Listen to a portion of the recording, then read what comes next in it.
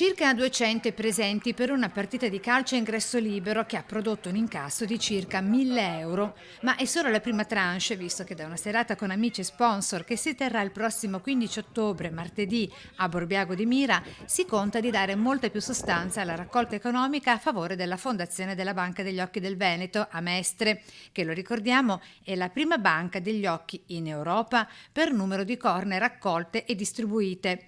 Grazie alla grande sensibilità di tante famiglie e al lavoro di moltissimi operatori, raccoglie ogni anno oltre 4.000 tessuti oculari. La partita giornalisti di TV Pressing con la squadra dell'Ordine degli Ingegneri ha avuto inizio con un minuto di silenzio per ricordare Pierluigi Tamburrini, il collega giornalista prematuramente scomparso per le conseguenze di un incidente stradale. A dare il calcio d'inizio Michele Serena, già giocatore di Serie A di calcio e ora allenatore, e con lui Giovanni Toniolo, campione del mondo Under 21 di canoa. Con TV Pressing ha preso parte all'incontro anche il sindaco di Mira, Marco Dori. Al di là dell'aspetto economico, grande soddisfazione da parte del direttore di Banca degli Occhi, il dottor Diego Ponzin, e di tutto lo staff per la visibilità che è stata data alla fondazione e alla necessità di non far calare il silenzio sulla raccolta fondi dopo il grave furto subito nel marzo scorso.